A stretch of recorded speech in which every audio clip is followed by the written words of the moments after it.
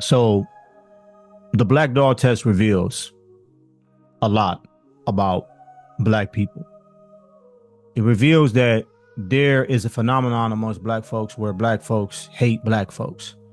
A general disdain, a general hatred, a general elevation of anti-blackness, a promotion of anti-blackness, and a demotion of blackness is undeniable after seeing what is seen in the black dog test. Now, regardless how I personally feel about it, I'm not here to talk about that. I'm here to talk about objective facts. See, the last couple of days we've seen, and y'all have made videos reacting to the video of this German woman, who went on social media to talk about, black women not being a competition for her in the acquisition of her quote unquote average black American husband. Do the majority of black women aspire to be the wives of average black men? And you can ask that question across the board for any other race. It's going to be different when you get to black people. When you get to black women, it's going to be a different answer. And you're going to get a reason after reason, excuse after excuse in terms of why that is the case. Why black women are so comfortable openly letting the world know that basically they don't want black men. This is what we've come to. And you know what? I don't even want to be the one to tell you. Let's let a black woman tell y'all, shall we? Black men, I'm going to say it from me to you. This is just straight up. Black women, 80% of them, they don't like you. 80%, I am probably sure it's more. But at least 80% of black women in this day and age, it don't matter how old or young they are, they have a general dislike and hatred for you. That's your real climate, bro. Is this true? Or is this woman exaggerating? And if she's exaggerating, to what extent? So I'm going to first say and assume that this is true. And I'm not here to point fingers. I'm just going to say that as a black woman, she knows her sisters the same way. If I get on social media as a black man who's been around brothers my whole life, and I speak and I say something about brothers that it may not be 100% true across the board in every community, but there's going to be some general truth to what I'm saying, right? As a black man, you know what I'm saying? You got to give me that respect the same way I'm going to give her that respect as a black woman. So let's assume that what she's saying is true for a second. I'm not here to invalidate black women's feelings. I'm saying for anybody that if this is your truth, then that you should walk in that. You should truly walk in that. And I think that that's what we've been seeing, to be completely transparent. That would explain a lot, actually. That would explain why during the growth phase of Cynthia G's channel, why black women were so adamant about describing black men in a certain negative light. That actually explains a lot. It would explain a lot. It would explain the attitude that you've heard black men complain about receiving from black women, generally speaking. It would explain that. This is not just they don't like you. This is not just that they're not interested in being your wives. This is they actually have a hatred for you. That would explain the attitude. That would explain the disrespect. That would explain the gaslighting. That would explain essentially all of the negative behavior that you see from black women displayed against black men. So as a black man, what do you do with that information? What do you do with that information? Here's the reality. I could have told you that the majority of black women are not interested at all in the average black man. This is the reason why, like, all you got to do is listen. When you see these women go on these panels and they talk about like what it would take for them to be with a black man and what they're looking for in a black man, they're always describing like the top 5%. But they'll take the average man of another race who don't even have half of what their expectation is for black men. What does that tell you? That somewhere deep down inside of that woman, she would be with a black man, but he would have to be exemplary. He's going to have to be in the top whatever percent. This is the reason why a lot of black women were pretty much coming for this woman, this German woman. And what I mean by coming for her is they scoffing at her in some senses. They being sarcastically congratulating her. You've seen that, basically taking shots at the man. Oh, you got an average black. This is the guy that they don't want, family. They don't want the average black man. Okay. And this is what it is. This is what it is. It would explain a lot. Now, I'm the type of man that says what? I'm the type of man that believe in God. I'm the type of man that believe that, listen, at the end of the day, you don't need all black women, right? You need one. You need a wife. You need one woman. You know what I'm saying? I'm the type of person, I'm optimistic over here, man. I'm not a quitter. I'm not one of these. I'm not going to tell you. I don't want to tell y'all what to do, right? I don't want to encourage you to go either direction, but I know myself. And I know, and I will say that our existence in America has been a struggle and a compromise since day one. We've always fought against this. It just changes based on the time period that we are in, but it's the same spirit. It's the same thing we still fighting against. This is war. Okay, this is ethnic war, and it's been that since day one. We landed on the shores of America, right? We got systems and powers in high places against us as a people. And we have since day one in America. And that's very clear. And you can disagree, you can feel how you want to feel about it. But you again, I'm here to talk about objective truth. You know what I'm saying? Our name, our nationality, our history, black codes, redlining, Jim Crow, all these things. I can go on and on. That don't even include the slavery, right? I can go on and on about how our existence as a people has been under attack since day one in America. My father was born 1927, Beaumont, Texas. I know what my people had to go through to get me here. And so hearing this, although it is it hurts. It hurts. Like it's sad and it's hard to even process, to be honest with you. But despite that, I'm not going to allow, even, let's say if it's 10 women in a room, right? And I have my heart set on what I have my heart set on. If seven of them women is as this woman described, it's not going to discourage me from focusing on the three. Do that make sense what I'm saying? So, because this is what I feel is right for me in my spirit and in my heart. You see what I'm saying? So, what those seven do don't matter to me because at the end of the day, I've always been, and I think that we as a people are like diamonds, man.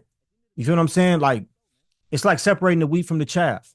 Like, yeah, it hurts when you see, like, you have higher expectations, right, for your people than this, right?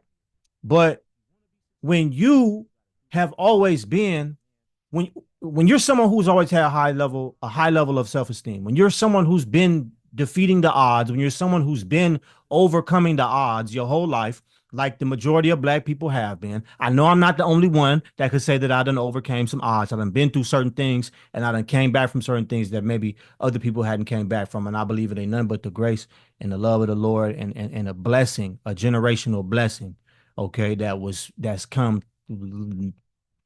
many, many, many generations before I was even born on this planet. So, with that being said, it hurts me to see the majority go down a different path, but it's not going to change what I'm going to do, right? And I don't think that y'all should allow foolishness of some people to cause you to be so discouraged that you say to yourself, you know what? I'm going to Germany. I'm going to Germany. They're going to treat me right over here. They treat me better. Yeah, I'm not gonna promote that lifestyle. Now, if that's what you feel inclined to do, that's on you.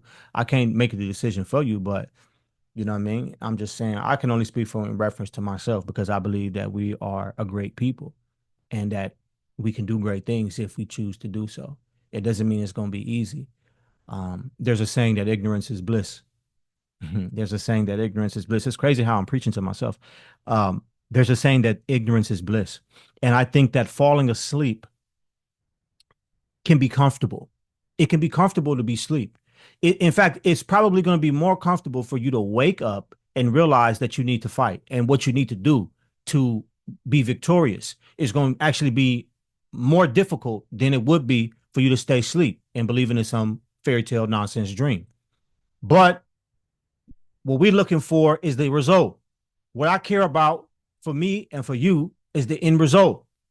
So, what is the end result of you waking from your slumber, fighting, and being victorious? What are you doing it for? What are you living for? Why are you here? Is it to be blown to and fro by the sands of time, by the winds and the opinions of people who you don't know? No, I'm not that type of person. I'm trying to encourage somebody today because this is life. Think about this for a second. I don't mean to do this, but I have to because this is how my mind works, man. Like things like this are the thing that propel me to be even more firm in what I know. I want you to think about this. Think about how a baby is born in this world. When the last time you seen a woman just smile through the whole ordeal? She just smiled and giggled through 9 months of pregnancy and had a 15-minute laughter filled, session of giving birth to a child who was also smiling with no tears on the way out of the womb. No, that process is difficult. The process is not easy. The process is filled with blood, sweat, tears, pain, crying.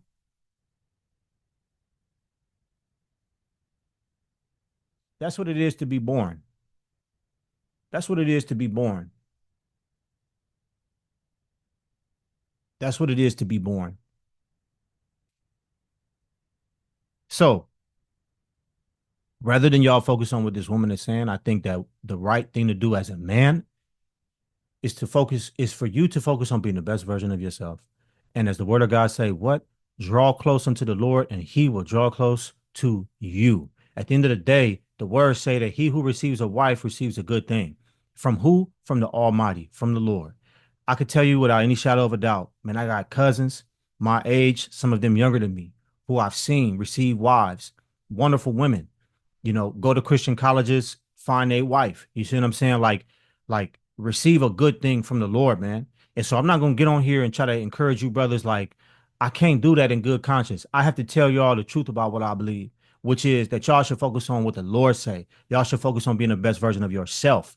Y'all should turn from wicked women. A wicked woman will destroy you.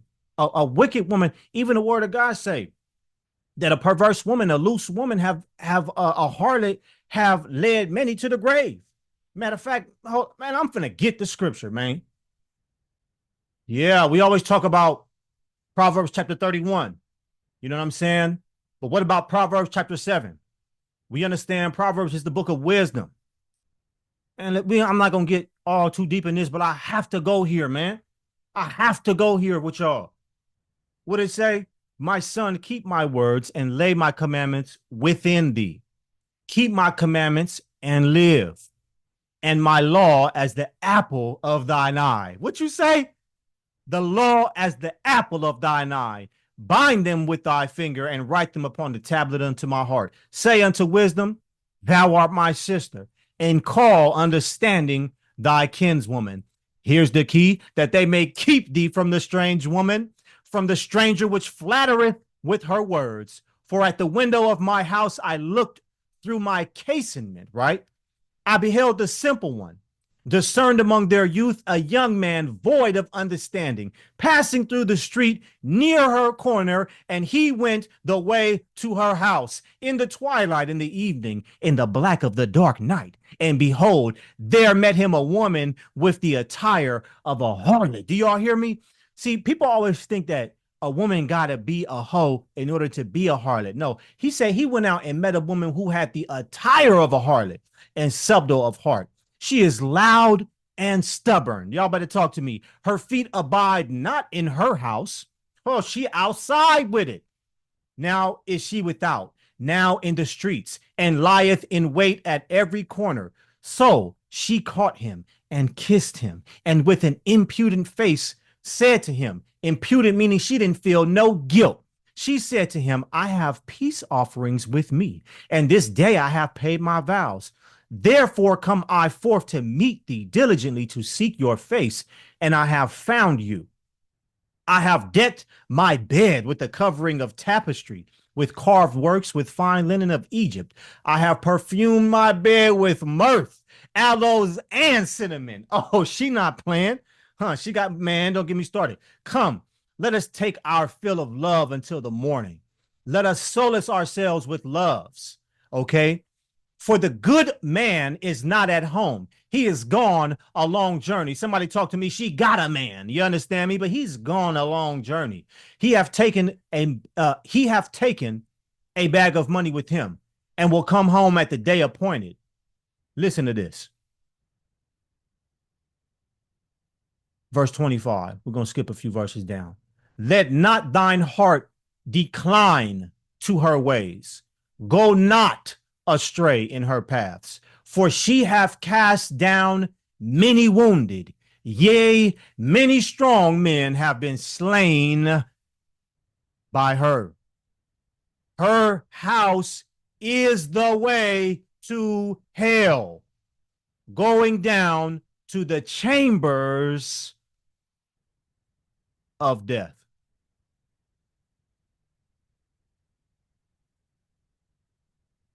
Yeah, oh yeah, I gotta preach. Yeah, I gotta do that. I'm not saying that all these women who hate black men are as I'm describing. But what I'm saying is a lot of them likely are. See, a lot of them will hate you because they hate themselves. Can't love you because they can't love themselves. At the end of the day, I'm not trying to have you focus on them. I'm trying to have you focus on you and what you need to do as a man. Because at the end of the day, that woman is not leading you. That woman is not leading the community. You are leading you, and you are the leader of the community. De facto. Okay? Step in your glory. Walk in that. And I pray the Lord bless you, man. Hey, like, share, subscribe, family. I couldn't leave y'all on no negative note, man. For real. I can't do that. Y'all know that's not in me to do that. Hey, like, share, subscribe, man. Y'all be blessed. Till we chat again.